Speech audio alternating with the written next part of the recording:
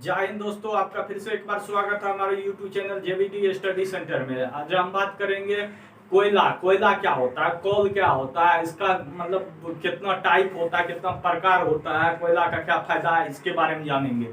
देखिए, कोयला को मुख्यतः ना तीन भाग में बांटा गया था। बचपन में आप लोग चार चार पढ़ते थे, लेकिन मुख्यतः तीन भागों में बांटा गया है। एक को हम छांट दिए, उसके बारे में थोड़ा सा डिटेल में बताएंगे। उससे पहले बता दें आपको, अगर ये मेरा चैनल अच्छा लगता है तो उसको लाइक करें, सब्सक्राइब करें और कमेंट जरूर करें।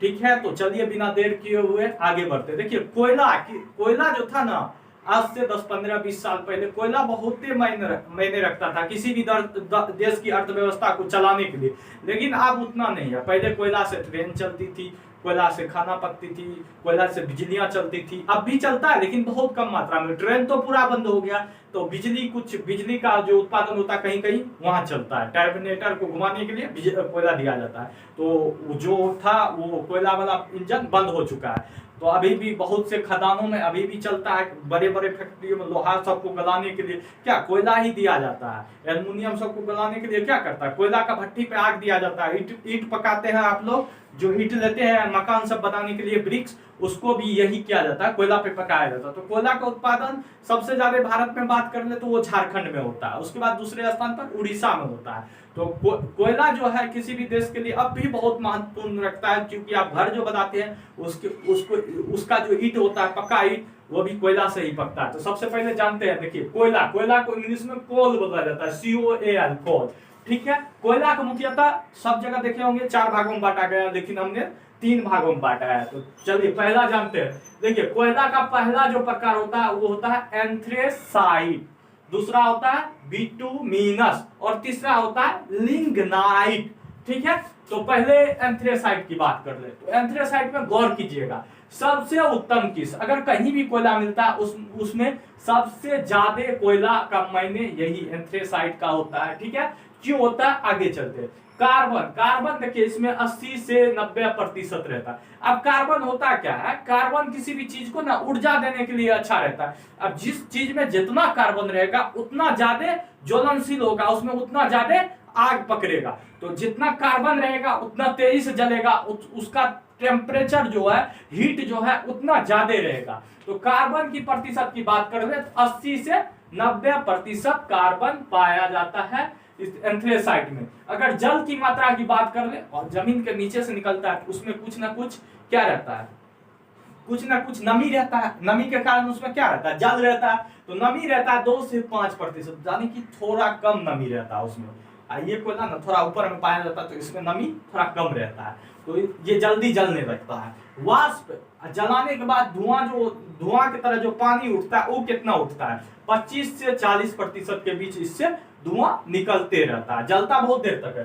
ताप सबसे अधिक होता है, ये बात याद रखना। मेन इंपोर्टेंट जो आपको बोले, सबसे उत्तम किस, कार्बन, और ताप सबसे अधिक होता है। इसमें धुआं नहीं देता है, धुआं जो है नाम मात्र के लिए देता है, धुआं बोले नहीं ही देता है। अब मिठाई वाला सब दुकान के पास बैठिएगा ना, कोला जो जलता है ना, वो बहुत धुआं देता है। वो क्या होता है, पीट होता है, लिग्नाइट होता है। तो धुआं इसमें नहीं देता है, धुआं ना के बराबर रहता है। इसका उत्पादन जम्मू एंड कश्मीर राज्य में होता है सबसे ज्यादा। ठीक है, इसका उत्पादन जम्मू और कश्मीर राज्य में सबसे ज्यादा होता है। अब देखिए, बिटुमिनस की बात कर ले। बिटुमिनस द्वितीय श्रेणी का कोयला है, यानी कोयला का दूसरा प्रकार है। कार्बन 55 से 65%, उचित बताए अभी।